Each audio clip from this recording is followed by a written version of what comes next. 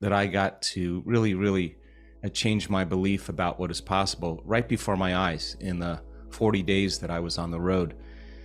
So much so, as I said to some people already, is that I kept watching those testimonials over and over again.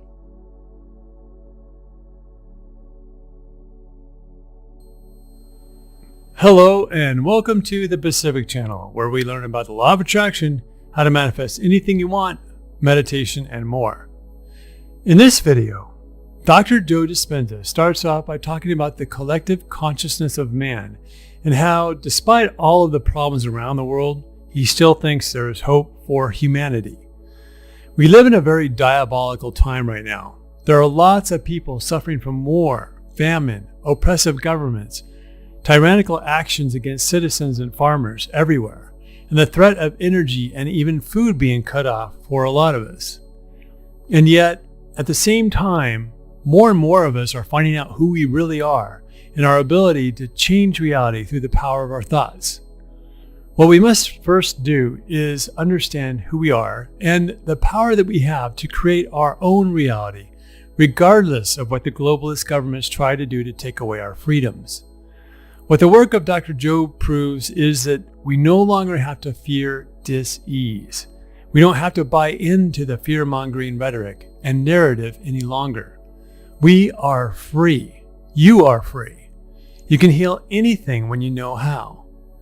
One who is connected to source energy is more powerful than millions who are not. When you figure out just how powerful you are to heal anything, then you are free. Then you are no longer dependent upon big pharma or big government trying to keep you safe and healthy. They were never very good at that job anyway. That's the deeper message to what Dr. Joe is saying today. The people who attend his 7-day workshops are getting absolutely incredible, miraculous results. How can westernized medicine deny it? He's able to prove it over and over again. He talks about a blind person being able to see, someone curing their muscular dystrophy, like almost instantly or within 7 days, someone overcoming the symptoms of ALS, a physician of 41 years who healed himself too. And there is one lady who did what almost everyone would say is impossible. Let's listen to Dr. Joe explain all of this now. There has been such talk over my entire lifetime that we are living in a time where there is the coming of a new consciousness. And, at one point, based on what history has shown us, is that there may be one individual that has an elevated consciousness that, attempts to deliver a message to empower people, that they can connect to God, to connect to source, to connect to oneness, whatever you want to call that. And we're at such a time right now where I'm very clear that the coming of a new consciousness is a collective consciousness. It's that an elevated consciousness is for everybody, and that emergent consciousness allows human beings as a species to begin to behave and function and live in different ways. And that's an exciting time. Something happened to me from a personal standpoint at the end of the week-long event in Niagara Falls that we just had at the beginning of this wonderful month. And the very last coherence healing that we did, and it was building up until that point, caused me to actually have such tremendous hope for us as a species, as human beings, in a time where there's such turmoil and chaos and unpredictability and not a whole lot of hope and leadership around the world. I got very clear at the end of that coherence healing that there is possibility and there is hope for human beings. And I witnessed so many wonderful miracles that I got to really change my belief about what is possible right before my eyes in the 40 days that I was on the road. So much so, as I said to some people already, is that I kept watching those testimonials over and over again. Testimonials that really changed what I thought was possible. And becoming conscious of what is possible, that changing of consciousness is becoming aware of a new possibility in the quantum field, and every thought has a frequency. And so as you start witnessing the people healing themselves from blindness, as an example, or I was so moved by someone who changed his health condition that I've never seen, or most physicians or healthcare providers had never seen, or researchers seen something like muscular dystrophy change in 7 days. And watching this young man walk, I watched it over and over again because I didn't want to forget what was possible. I saw someone with ALS that was bound to a chair for years, stand up on his own after one coherence healing. He was never touched. He was never given a drug. He never had any type of surgical intervention. Something happened to him inwardly that changed his ability to be able to move around, and he was convicted and believed that his healing was more possible after that moment, that he could fully heal. The same with the young man with muscular dystrophy. Now he knew, after that experience, he knew. Those wonderful women that were able to see at the end of a week-long event, they all said they never doubted after that point, that they believed in that possibility. I watched a physician, 41 years in medicine, have a large tumor in his spine 21 years ago, and go in for surgery as a doctor, and they put a mechanical stent in there, and he lost a lot of function and sensation in his lower trunk and his legs. He stood up in front of an audience, and after his first coherence healing, he could not stop talking about the amount of love that he felt from that experience. It wasn't something like he was trying to feel love, or somehow the collective group, somehow their energy was love, and he experienced it. They connected him to their energy, and he kept talking about how much love he felt from the event, from that moment, from that experience. And I had to remind him that the audience was waiting for the outcome of what happened in three-dimensional reality, and he was walking around again with so much more sensation in his body as a side effect of that one moment that brought him out of the past into the present moment, and he experienced wholeness in his body. His body got some type of upgrade. 41 years as a emergency room doctor, where nothing else was working for him. It wasn't matter that was going to change matter. Somehow energy was informing matter. Those type of things that the collective becomes aware of, you and I. The audience was witnessing truth right before their eyes. Now, that possibility in the quantum field, the thought that it's possible, that healing is possible, produces a frequency or an energy. We become conscious of another possibility. We change the energy of the quantum. That's a different signal in the field. And collectively, when enough people do that, and they're aware of that consciousness, that idea that something could actually change when they change the way they think, act, and feel, and they could actually get back to wholeness and order, is not just speculation. It's just not philosophy any longer. There's evidence right before their eyes. There's a change in consciousness, and I had so much hope at the end of Niagara Falls when I watched people. I watched them during their walking meditations with a crutch or a cane. I watched them every single time they were out there. They certainly could have stayed in their room and excused themselves because of their limitation or their handicap, but they showed up, and that means they must have believed something was possible. Their journey wasn't really like, this doesn't work, I give up. They were always looking to see what if I could change something about myself. If I change, then something should change.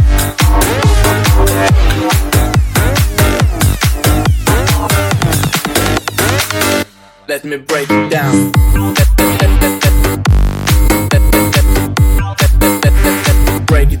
Break it down.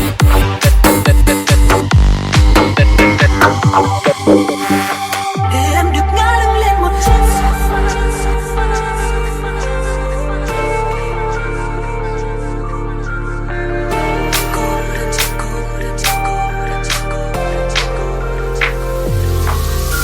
cô đơn trên sofa, con tim như tan ra, dòng lối em trôi theo một khúc ca buồn.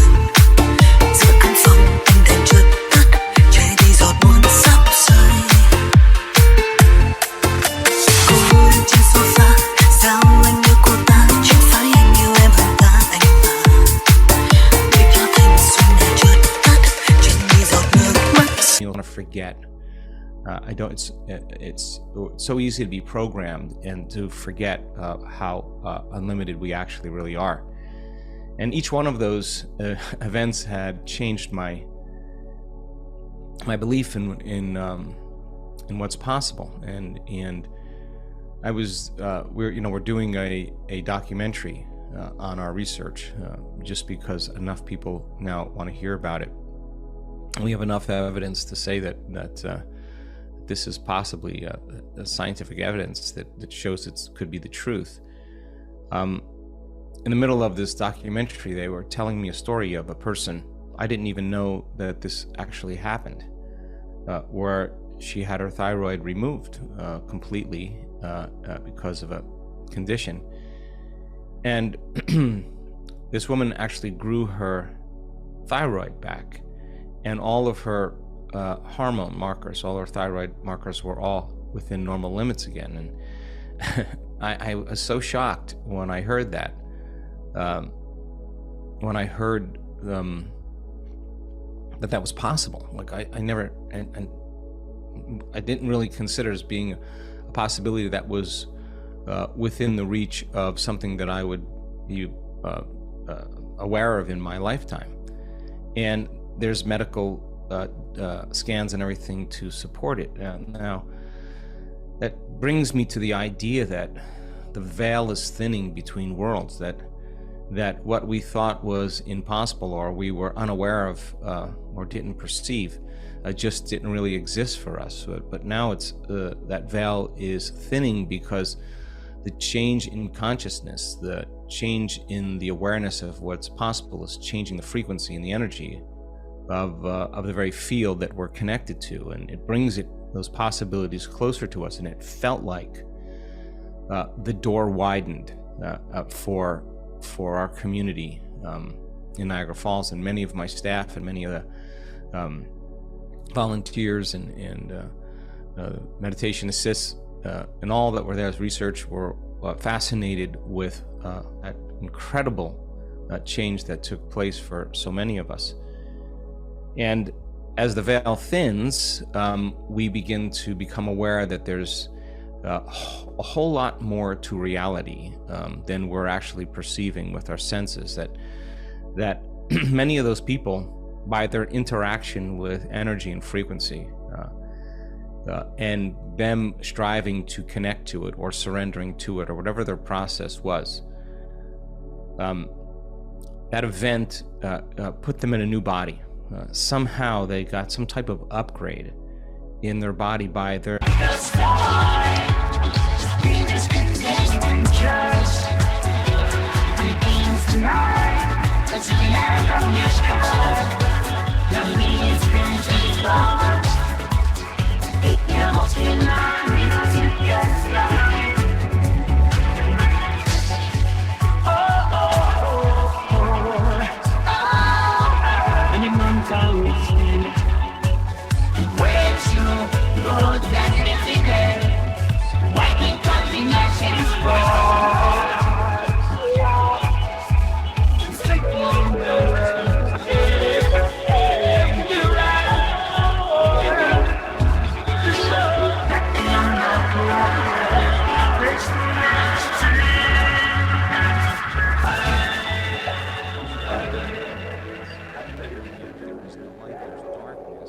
contrast and there's shades and all that. Light is bouncing off of everything that is material in three-dimensional reality. You know, the most stable form of energy is matter. So as light bounces off of all these objects and things and places in our life, and we become aware that we're in a body local in space and time, then it makes sense then that as we look out into the three-dimensional world, we appear with our senses to be separate, and our senses allow us to pick up frequencies, sound, light, whatever it is, pressure. It's all information that's traveling through the nervous system back to the central processing area called the brain. Well, if you look further to see what scientists are looking at and studying the algorithms are, they're saying the probability of this being a simulation, like a virtual reality experience, is very, very high. That when we look at matter, we're seeing a symbol that our brain could actually process, but that isn't the entire information that object or that thing is giving us. We're perceiving with our senses just the symbol of it, that is that stable form of frequency that has a consciousness called matter. And so the other 99% of the frequencies that exist that we're unaware of is indigenous and is made up of both within matter and all around matter. It's a field around it as well. And so as we begin to interact with frequencies and energies, and we begin to entrain our nervous system back to more order, that veil that exists between our perception of what's real and the other 99% of possibility that we're unaware of, causes us on some way, shape, or form to see or perceive a greater aspect of reality. And so what an amazing time for all of us to live in, because what we're asking our community to do on a regular basis is to become aware of a possibility that exists as a potential in the quantum field that you. So a woman had her thyroid removed, and then she grew another one back. Let that sink in for a moment. A woman who had her thyroid cut out of her body regrew another one. Now, if that doesn't blow your mind, nothing will. And Dr. Joe said that they have all of the supporting medical scans to prove it. And when he says that they have the evidence, they have the evidence. I've heard from the law of attraction teacher Abraham that if you lost an arm, you're so powerful that you could regrow another one if you believed it. But most of us don't believe that that's even possible. When people start to wake up to the power that they have within themselves to truly create whatever they want, everyone will be able to start to do it. We won't need any help from AI. We'll be able to manifest a new body part from the quantum field of energy. We'll be able to do it ourselves. And like Dr. Joe said, when others witness these so-called miracles, which are only miracles if you don't believe it's possible, when others see it's possible, they'll be able to do it too. Qigong masters removed a 3-inch tumor from a woman in under 3 minutes, but I've never heard of them regrowing a new body part. As Dr. Joe said, we are only experiencing about 1% of reality. What is the other 99% all about? The advantage to healing yourself and doing this work yourself is that you aren't dependent upon a doctor or a Qigong master, a Reiki healer, or an EFT practitioner. When someone else does it for you, what it means is that whatever it was might come back. But when you learn how to raise your vibration to the new level of thinking and being, no one can take that away from you. Now is an amazing time to be alive. If you like this video, please like and subscribe. And if you haven't done so already, please subscribe. And now, in the comments below, let us know what you think about human potential. Have you ever seen a miracle happen in your life? If you have, what was it? Thanks for watching and have a great day or night.